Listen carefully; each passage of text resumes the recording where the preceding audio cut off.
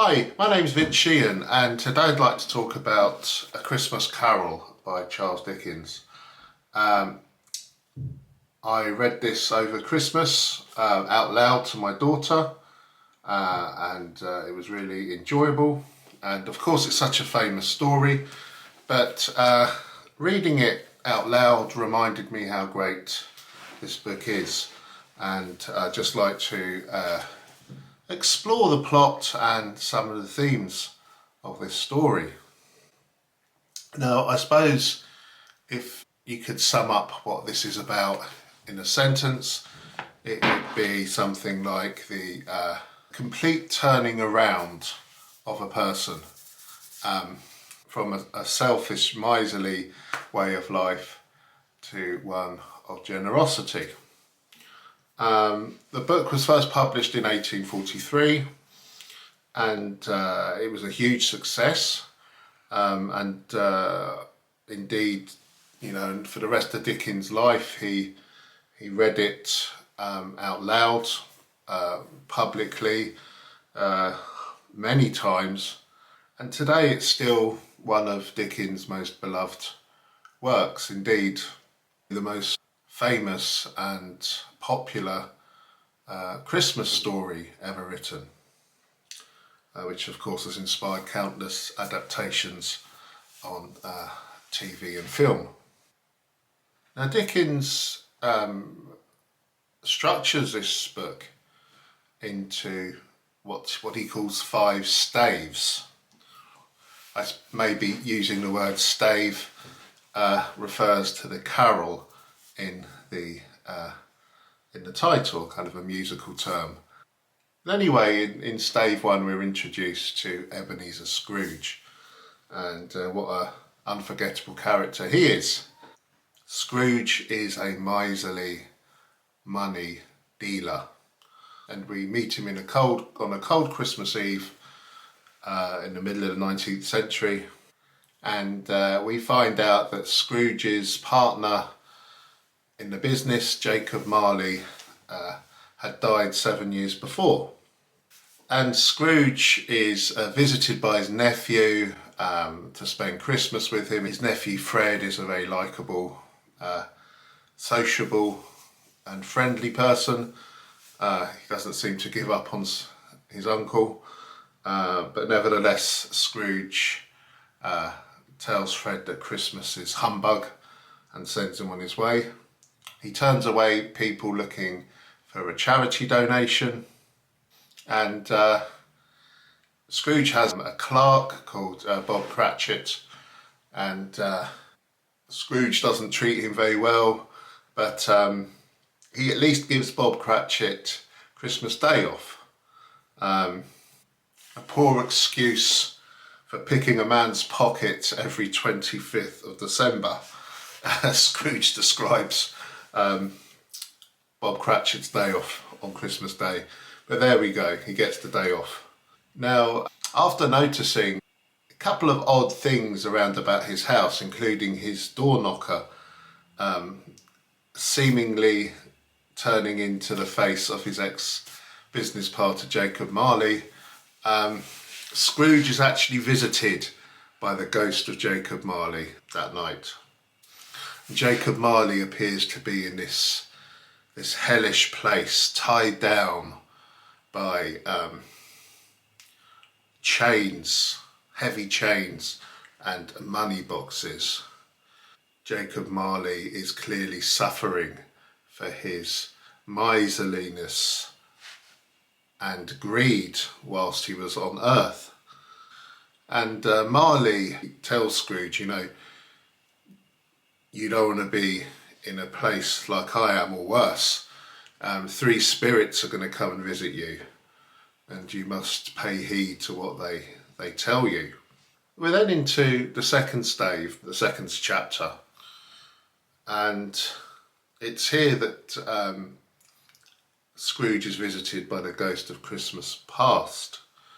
And the ghost of Christmas past is this mercurial, aerial-like entity who seems to, his form constantly shifts and changes, and she carries like this big heavy Victorian fire extinguisher next to her, or him, or it. I don't think we know the gender of this spirit. But this spirit, the ghost of Christmas past, takes Scrooge back to his childhood, and we see Scrooge kind of doing well at school, but being utterly alone. He has no friends. He doesn't play with the other children. We meet Scrooge's sister, Fan. We can see that there's some kind of pain and from his childhood and his early life, which perhaps has helped forge his hard, flinty heart later on in his years. He gets his first job, and his employer is Mr. Fezziwig, and he's this lovely, gregarious man who organises this great dance. It's a wonderful Christmas party. Fezziwig treats Scrooge like his own son, but we begin to realise Scrooge's greed. He is engaged to a lady, Belle, and she breaks off the engagement because she realises that Scrooge is more interested in money than loving her and marrying and settling down.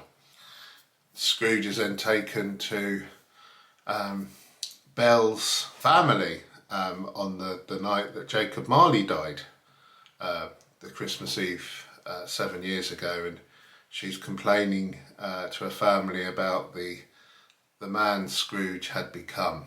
And Scrooge finds it very painful to hear, and he asks the spirit to take him away. In stave 3, we have the ghost of Christmas Present visit Scrooge, and he's this wonderfully jocund, larger than life character, very much the spirit of Christmas, and he takes Scrooge around different places, showing him the joy of Christmas, including a visit to Fred and his wife Clara, who of course we've met Fred early on in the novel. They're having a party. We're then taken to Bob Cratchit's house, and Bob Cratchit is hard up for money. He has a family to feed, but scraped enough together to have a Christmas meal, and on the day Scrooge has given him off, and we meet here Tiny Tim, who's this crippled son of Bob Cratchit. He's looks seriously ill, and the spirit tells Scrooge, Tiny Tim will die unless you change your life. And then Scrooge is shown to poor children in ragged clothes. One is want and one is ignorance, and Scrooge is told to beware of ignorance above all else. In stave 4, Scrooge is visited by the ghost of Christmas yet to come, a hooded character, silent, stern, forbidding.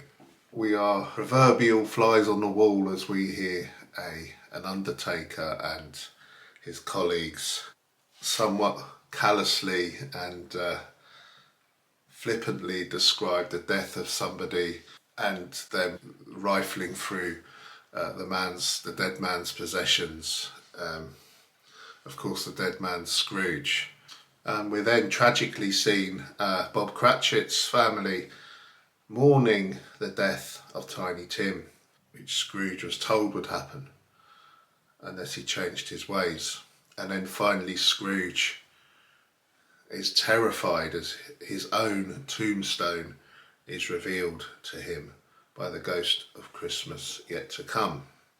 Scrooge is now determined to turn his life around and to make things better. So in the final chapter, stave 5, Scrooge awakes and he is a completely different man.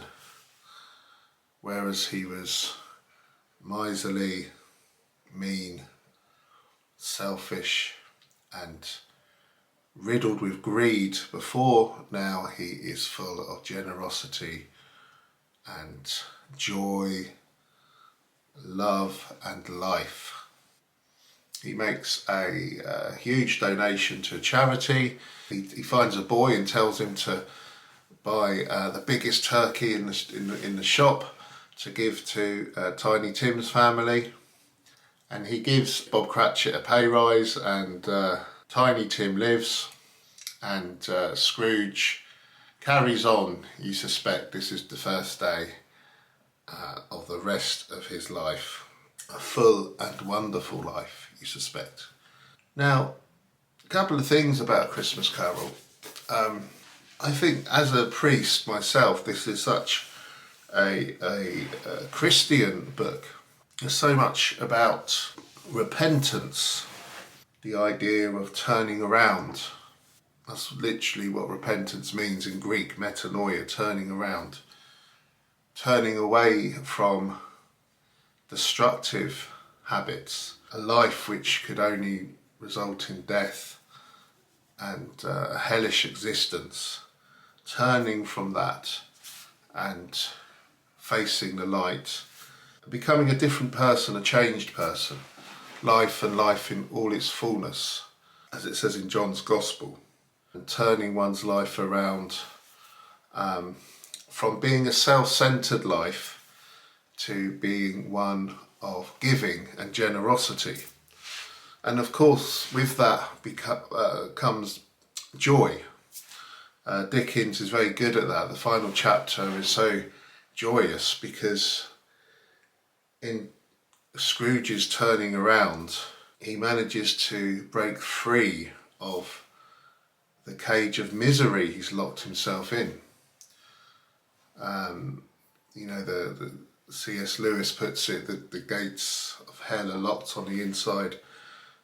When Scrooge focuses his energy on others, that's where he finds true joy, not on himself. So such a powerful message, a very Christian theme, finding life in giving it away to others and finding true joy in that. And the whole idea of the ghost of Christmas present, he seems a very Christ-like figure, somebody who kind of epitomises the spirit of giving, of generosity, of love. So he's a fascinating figure, the ghost of Christmas present. Also, there's a sense of Christmas being rediscovered in a more, I suppose, secular sense as well. What many of us enjoy today around Christmas time, food, drink, Christmas trees, cards, presents, a general festive feeling, kind of a spirit of generosity, giving, etc. All those things seem to be encapsulated in this book. I understand at the time Christmas was kind of coming into what we might describe Christmas as today, as a holiday, going back to the Ghost of Christmas Present when we meet him in Scrooge's house, heaped up on the floor to form a kind of throne with turkeys, geese, game, poultry, brawn, great joints of meat, sucking pigs, long wreaths of sausages, mince pies, plum puddings, barrels of oysters, red-hot chestnuts, cherry-cheeked apples, juicy oranges, luscious pears, immense twelfth cakes, and seething bowls of punch that made the chamber dim with their delicious steam. Just an amazing cornucopia of Christmas fare described there. And as always with Dickens as well, you get the kind of commentary on the meanness of the kind of society which would allow someone like Scrooge to thrive. And one of the clever things about this book is the way that Scrooge's earlier words in the first chapter are kind of brought back to haunt him by the spirits as he, particularly the Ghost of Christmas Present, as he moves through the story and as his character and his person is challenged and then changed. At the beginning of the book, when Scrooge is asked to donate to charity, he says a terribly mean thing, that they say to him, all the workhouses, people, many won't go there, they're too bad, they'll die. And Scrooge replies, if they would rather die, said Scrooge, they'd better do it and decrease the surplus population. But then the Ghost of Christmas Present brings that up a bit later on, when Scrooge is mortified about Tiny Tim, about whether Tiny Tim will live or not. Scrooge's words come back to haunt him. No, no, said Scrooge. Oh no, kind spirit, say he will be spared, meaning Tiny Tim. If these shadows remain unaltered by the future, none other of my race, returned the ghost, will find him here. What then?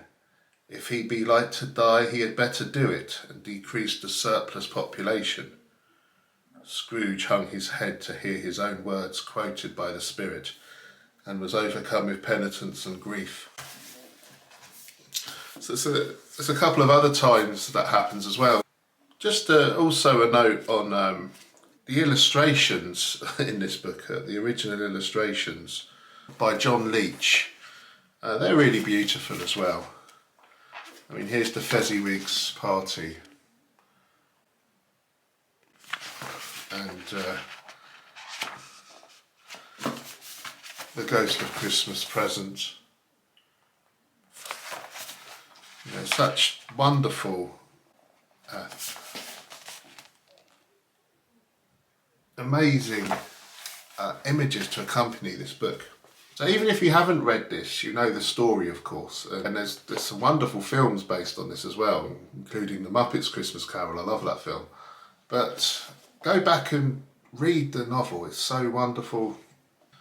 Such a beautiful story of the true meaning of Christmas, of joy, of new beginnings, of repentance, of living life for others, and the true wonder and beauty of that. Thanks for watching. Bye.